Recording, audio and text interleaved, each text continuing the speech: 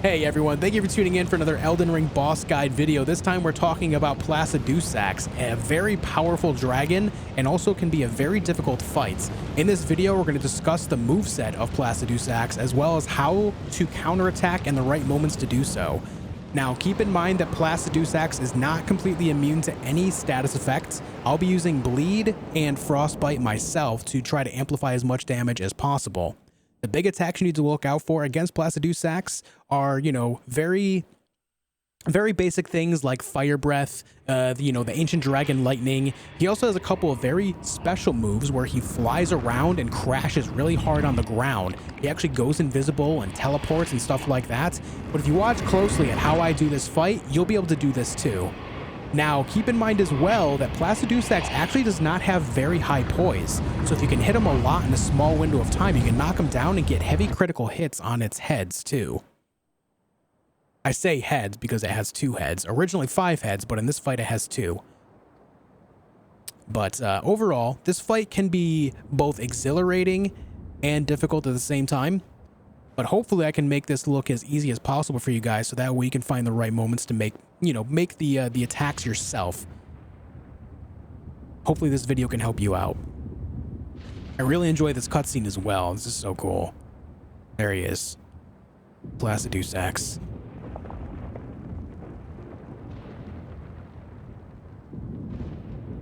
Beautiful. Beautiful. You can see that he has 2 heads, but he originally had 5. Originally had 5 heads. You can see that he has 3 necks on him without any heads on them. I can only imagine what this fight would be like if he had all 5.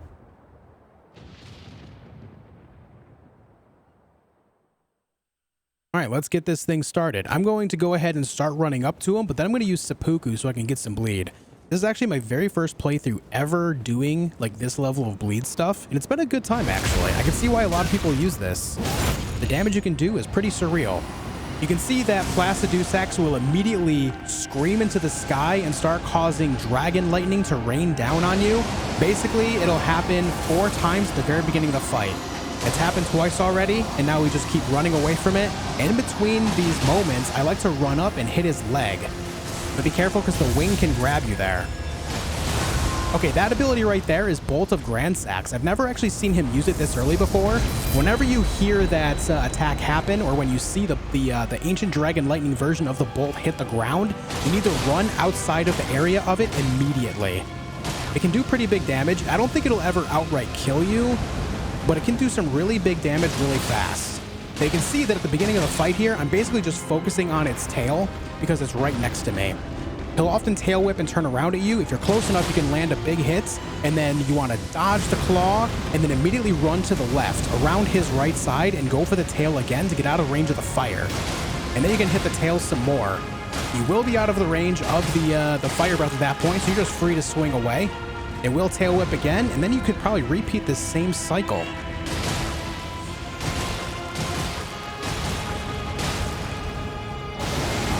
Okay, here comes the Ancient Dragon Lightning again, because he did the roar.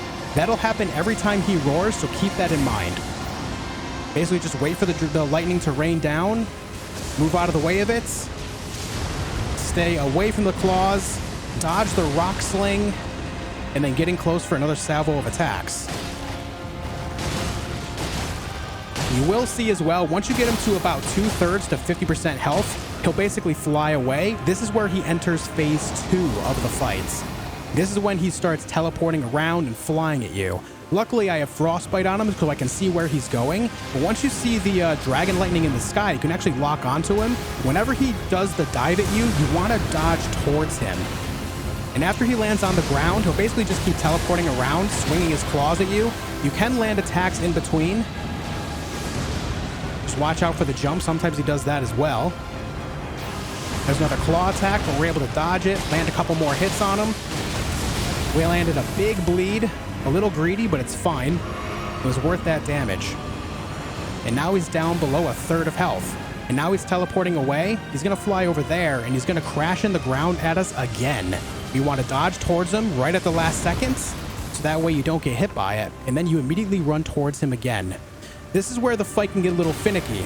At this moment, he'll start teleporting a lot more often, hitting you with the dragon claws, really doing a lot of incredibly large damage. You just got to be very careful to stay away from the dragon lightning part of it. That's the damage that you do not want to get hit by. As you can see, it's taking over half my health every single time it hits. There's the wing attack. Careful, because the wing does crash on the ground and then he flings rocks. You need to avoid that damage. There's that dragon lightning again. It hits so hard and can be difficult to dodge, but it is possible. You just got to be very diligent about it. Try to get to his side, land some hits. Watch out for the dragon breath. If you are standing by his leg, you'll often see that the dragon breath there will actually miss. Okay, here's the ancient dragon lightning again. Dodge out of the way of that. Now it gets real. Now it's raining dragon lightning while he's teleporting around trying to fly at you. It can be really hard to spot him, but as long as you do spot him, you'll be able to dodge towards him and miss. And now we have dragon laser beams after he does that. Basically, you just want to dodge at the very last second as it crosses your path, and then just run to the right. If you run to the right after it crosses your path, it generally will never hit you. That's the best way to dodge the dragon lasers, as I call them. And now it just gets crazy where he keeps flying around at you. He just, he's really desperate to try to take you out, and he doesn't give you a whole lot of opportunity to actually get next to him, but he will slow down eventually, and then that's when you just need to really focus on finishing him off. In that manner, I'm going to go ahead and seppuku here. And we're going to focus on killing him now. There we go. Oh, it still hit me. Unfortunate. Let's drink some juice. All right, there's the bolt of Grand Sax. Again, we need to run far, far away. One of the coolest animations of the whole game right there, but it is easy to get out of the way of, so keep that in mind. Just run away from him, and then get in there and land all your damage as quickly as possible. Watch the tail whip. Keep hitting him. Here comes the Dragon Claw. We dodge.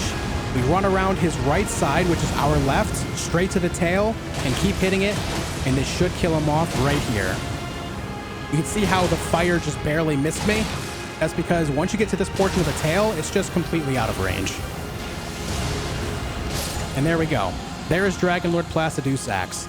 Now, we did see almost his entire moveset there. I think he has one or two moves that we didn't see, but the big thing is, though, with a couple moves that he didn't use are very non-consequential. They're just basic attacks. They're basically just him swiping his claws at you.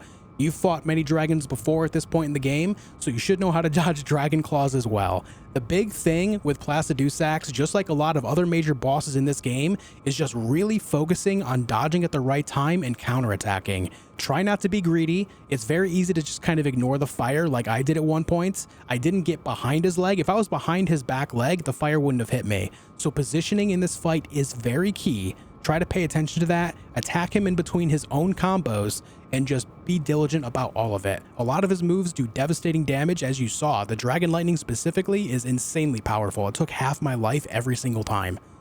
So just be diligent, dodge at the right moments, counterattack where possible, and I do recommend trying to use things like Bleed, Frostbite, Scarlet Rot, and Poison to just slowly dwindle his life down with that extra little bit of damage that you can get on him. Anyways, guys, I hope this video does help you. Thank you for liking, commenting, and subscribing, and I'll see you soon for more.